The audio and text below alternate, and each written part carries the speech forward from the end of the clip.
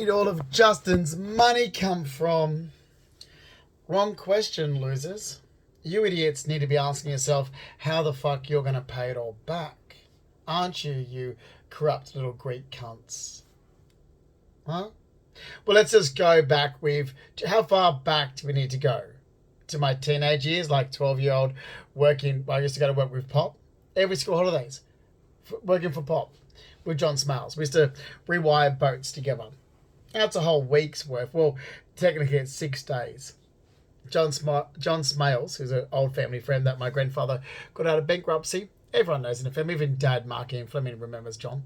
I was at every single family event and he talks about Reg Purdy, my grandfather, and his brown paper bags of money and how Pop got, John Smales out of bankruptcy. It was PJ Boats first, then it changed to Family Boats.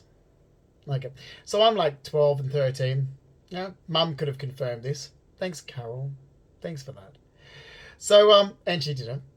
But I'm working for John. He used to give me $50 a day. I know it's not much money, but as a 12, 13-year-old, 14-year-old, school holidays, working 6 days or half day was a Saturday. So that's still $300 for a week. Now, this was hilarious because we used to get to the door and I'll be smirking, right? And Pop's like, wipe the smirk off your face. Like, it's like, Reg is there, right. And we get to the front door, we're there, he's saying, right, okay? I want you stop smiling. Now, stop smiling, okay? You're going to give it away. Have you got somewhere you can hide it? Don't tell your mother you got paid. I want you to walk in there and say, oh, John didn't pay me, okay? Walk in there. Don't tell your mother you've got money because she'll spend it on you. Pop, Reg, Mum's dad used to know to me, you'd be like, all right, just wipe the smirk off your face now, because I'm not getting $300 a week as a 13-year-old in my school holidays. So I used to put them in the back of my speakers. That's where all my money came from. That was that. So John did used to pay me when I worked there. I used to do work there all the time with John Smiles. John Smiles is one of the old family friends, So Pop used to get there. We used to get to the front door and Pop used to go, here, John Pager. Like this to me. He pays you, now keep it quiet and shut your mouth. Like this. That's how Pop used to be. But Nan was the same. Like, she worked. Mum's gone out the back into the harness shed. So she's gone out. We're sitting there in the lounge room and she's like, here. Here's $20. Here. Put it in my hand. Now go put it away somewhere and don't tell your mother you've got it. This is what it was all the time. My great-grandmother used to do the same. Here, put this away and don't tell your mother you've got it. Mate, when I moved out of home, I had shitloads of fucking money. So there's that. Okay, there is that. Then, when I'm still living at home at Mum's, Carleen McPhee. So asked Amanda and I to break in a horse for her. So we used to do odd jobs everywhere, like growing up. Okay, that money was never spent.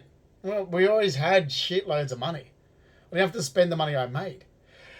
So, Carleen McPhee, her son actually used to be a detective at King's Cross or a police officer at King's Cross Police Station. I can't think of his name. He had the most amazing sports jackets in the 80s and 90s. And I got his hand-me-downs when I was a kid as well. I had stunning clothes myself, but there was this, I asked Mum, she goes, oh Christ, yeah, they were brand new. Like some stuff he never even worn. Carleen McPhee, who had the riding ponies, she adored Justin the man. He used to come over, it would be like a brand new. It was like, Carleen, did your son ever wear this? Like Mrs. McPhee? Like they owned Brumby's Arcade. Like these people owned everything. The McPhees. Oh, we were so close to the McPhees growing up. I adored Carly. What happened to her and her son? Anyway, shout out. If anyone ever, this is like back in the 90s, the beautiful blue boat jacket. Like stunning. The sports jacket, with the gold buttons. Oh my God, some of the clothing, and it was brand new, never worn. Like this stunning design. And I always wore designer since a little kid. Literally, okay, Ian Scholback, Mum's boss, a solicitor in the city, because Mum worked as a paralegal in the city. We walked into work and he's like, oh, Carol, you only come into work so you can dress the kids in clothes from David Jones. And that was so true, because in the 80s, we were so stylish, like little twins. Like Mum even, what was that beautiful, Mum brought these silk, that's when she was overseas, that's right. When she was overseas, she brought back these fabulous little silk suits for us and you name it, I mean, she changed when she got with her second husband, Mum. But still, yeah. Because with her first husband was a builder. She didn't have to work. That's the thing. With the first husband, Mum didn't have to work. That was my dad, the builder. But with her, so the money was coming in, that was just mad money, basically. But with her second husband, she did have to work. So there's the difference between lifestyles. So you can see that the lifestyle changed with husbands. So with my dad, Mark Ian Fleming, the builder, mum didn't have to work. She wanted to work. So she kept working. She wanted to work because she didn't have to work because her husband was a builder. Okay. But with her second husband, she had to work. Okay. And that's, I'm not knocking my mum here. That's actually giving my mum credit where credit's due. Okay. So there's that. Anyway, so there's that. Then that money was saved. A lot of Christmas money was saved. I mean, you know, we always used to go mad at Christmas, like a massive, huge, like designer label with our Christmas money. But then a lot of it was saved because we'll get things. For example, we're getting money anyway for Christmas to go to shopping. But then you'll be opening and be like, oh my God, that's this jacket I wanted that you can only get in America. And mum sent across to America to get me this great jacket or this vest. It's like, you want this vest? It looks ridiculous, Justin. I'm like, it's all the rage. Like, it was like, who had it? Like it was like one of the rap stars, whatever, had it. So mum had to go to America to get this vest. But she goes, it's got dog clips on it.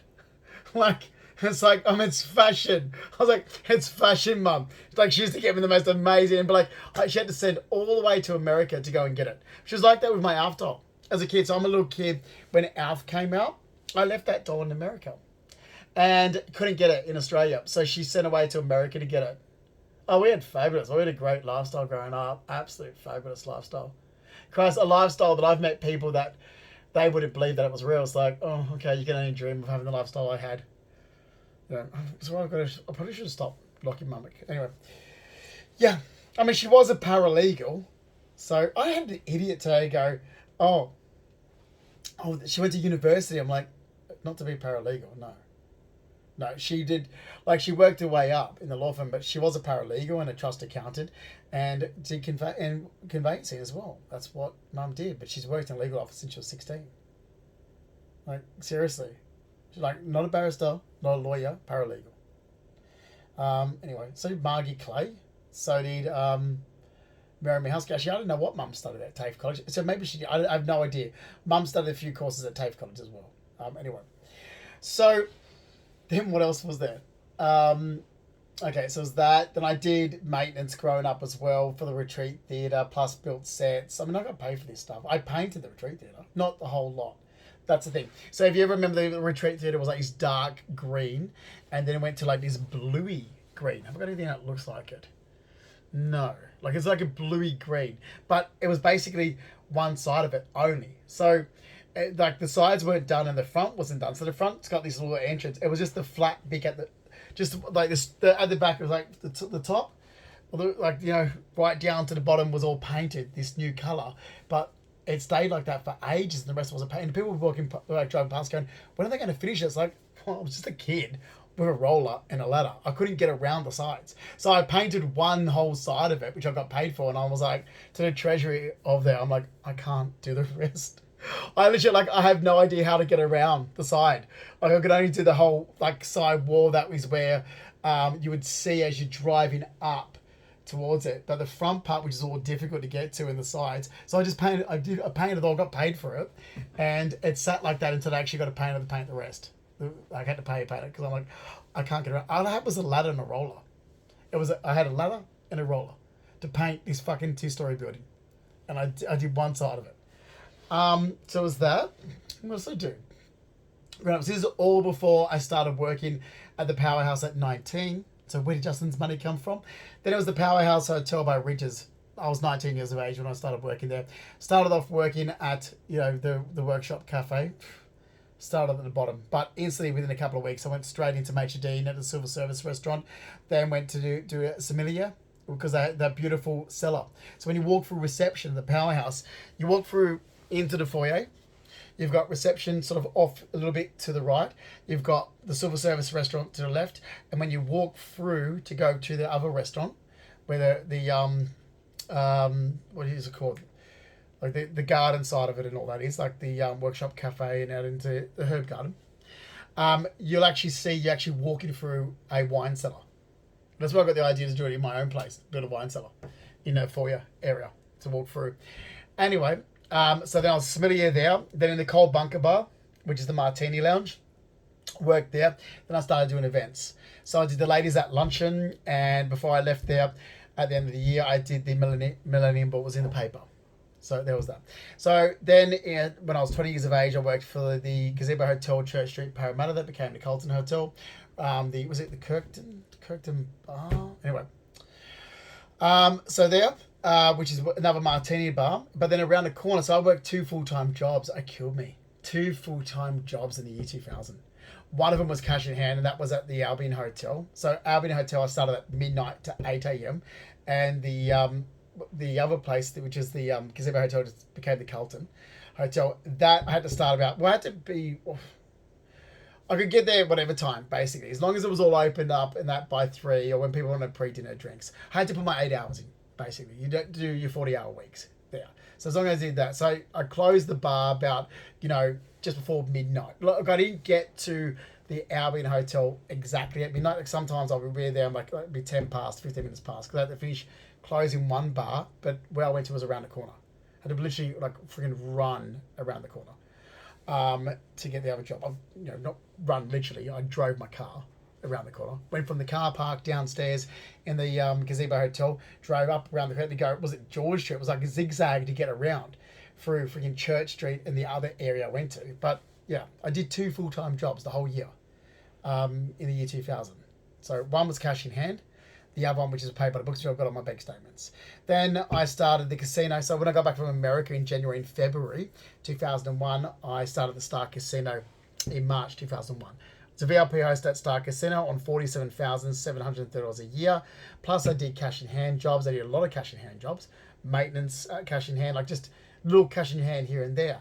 Until I actually then took an actual part-time job in 2006 and 2007 on top of my full-time job.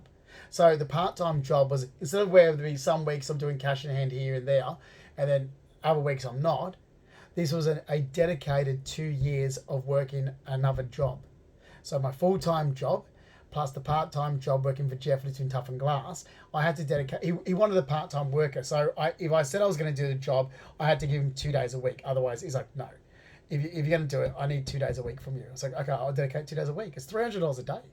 It was $300 a day. That's $600 a week. That's $31,200 extra a year on top of $47,000. I was taking home $70,000 a year, just in my in that. Well, technically, because my taxable income, I'm only taking just under or just around $45,000 a year. Because my salary package was $47,730 a year. So technically, as for the tax purposes, but I worked at the cash in hand job for Jeff. So then I was getting an extra $31,200 a year on top of my taxable income as well. So I had shitloads of money.